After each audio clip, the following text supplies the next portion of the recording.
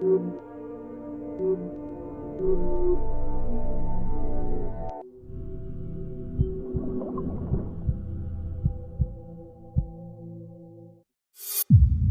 death. It's a term that sounds almost theatrical, like something final, something irreversible, yet at the same time mysterious, inviting, even sacred. It's one of those concepts that's whispered in spiritual circles, analyzed in psychology, and described in hushed awe by people who've experienced it firsthand. But what exactly is it? To answer that, we first need to look at the ego itself. Not as a villain, not as a monster lurking in your mind, but as something we all live with every single day, Siak, often without realizing just how much it controls us.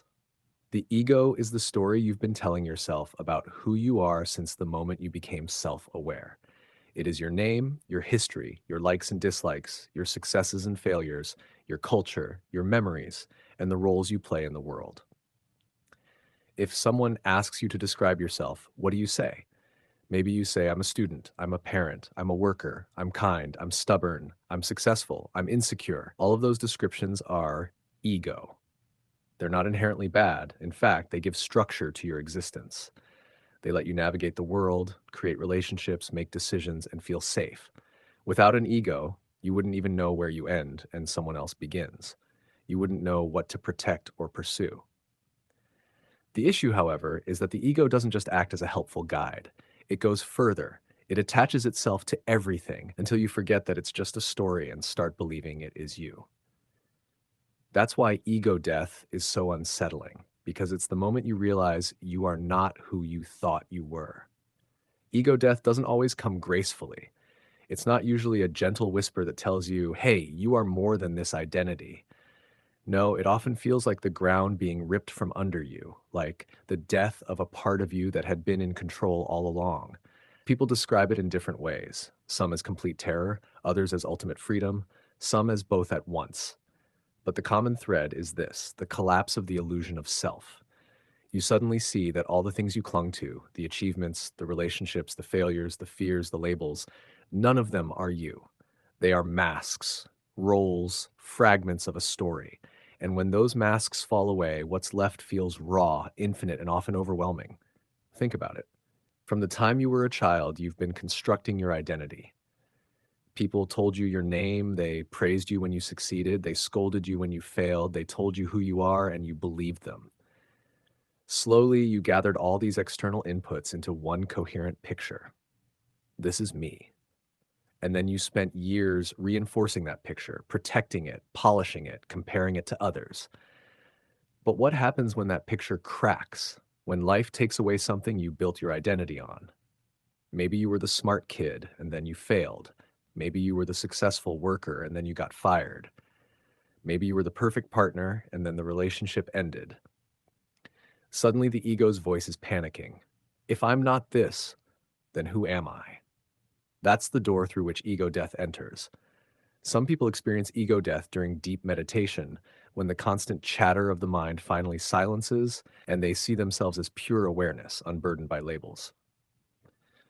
Others experience it during psychedelic trips, where for a few hours, the sense of self dissolves entirely and they merge with everything around them, feeling both infinite and nothing at the same time.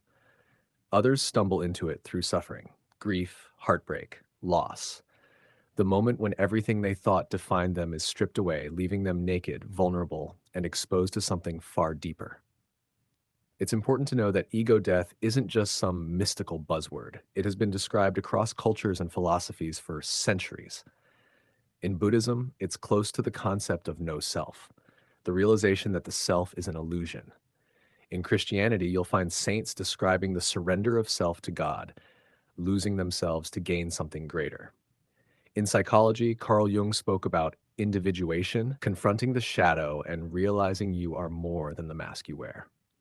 Even in modern neuroscience, when studying meditation or psychedelics, scientists have observed that the part of the brain responsible for maintaining your sense of self, the default mode network, actually quiets down, allowing that illusion of self to dissolve. Different language, different contexts, but they're all pointing to the same experience: the ego falling away. But what does it actually feel like? Imagine sitting quietly and suddenly realizing the thoughts in your head are not really you. Imagine watching your identity peel away, layer by layer. You're not your name. You're not your job. You're not your opinions. You're not even your memories, because they're just snapshots of a past that no longer exists. Each layer falls, and beneath them is not nothingness in the terrifying sense, but a vast openness, an awareness that has always been there but was hidden behind the noise of the ego. Some describe it as terrifying because the ego doesn't go down without a fight. It resists, it screams, it tries to convince you that you are losing yourself, that you are dying. Others describe it as blissful, as if a lifelong burden has been lifted. But whether terrifying or blissful, it's undeniably profound. The ego loves control. It thrives on telling the story, on shaping how others see you, on securing a future where you look successful and safe. Ego death demands surrender. It asks you to let go of control, to stop clinging to the image of yourself you've been guarding so tightly. And in that surrender, something shifts. You start to see the ego not as you, but as a mask. It's like realizing you've been playing a role on stage your whole life and forgetting you were an actor. When the mask falls, the actor is revealed. You can still play the role, but you don't mistake it for reality anymore. That's why many people who go through ego death come out of it changed. They find themselves less attached to status, to possessions, to other people's opinions. They find more compassion because without the ego constantly defending itself, they see others with more clarity. They become more authentic because they no longer need to protect a false image. The problems of life don't disappear, but the way they relate to those problems changes. But ego death is not always permanent. For most, it's an experience, a glimpse, and then the ego returns. You still need it. You still need to know your name, to function in society, to set boundaries. But now you see it differently. You see that the ego is a tool, not your essence. And even when it comes back, it no longer owns you the same way. You can step into the role, but step out of it too. You can laugh at the ego's fears and recognize its tricks, and remember that behind it all, there is awareness that doesn't change. It's worth asking, why would anyone seek ego death if it can be so terrifying? Because for many, the ego has become a prison. Think of how much suffering comes from the ego, comparing yourself to others, fearing judgment, clinging to identities that no longer serve you. Ego death is like smashing the walls of that prison. It reveals that you were never trapped, only convinced you were. That's why spiritual seekers pursue it, why people describe it as liberation. It is not that you vanish, but that the illusion vanishes, and what remains is something truer, freer, and more expansive than you ever imagined. Ego death isn't always one big event. In fact, small ego deaths happen all the time in daily life. When you admit you were wrong, when you let go of pride to forgive someone, when you take a risk knowing you might fail, each of these moments is a small death of the ego. Each time you surrender the need to control, you experience a glimpse of freedom. These smaller ego deaths prepare you for the larger ones, training you to loosen your grip on identity and control. So maybe ego death isn't about destruction at all. Maybe it's about revelation. Maybe it's not the end of who you are, but the end of who you are not.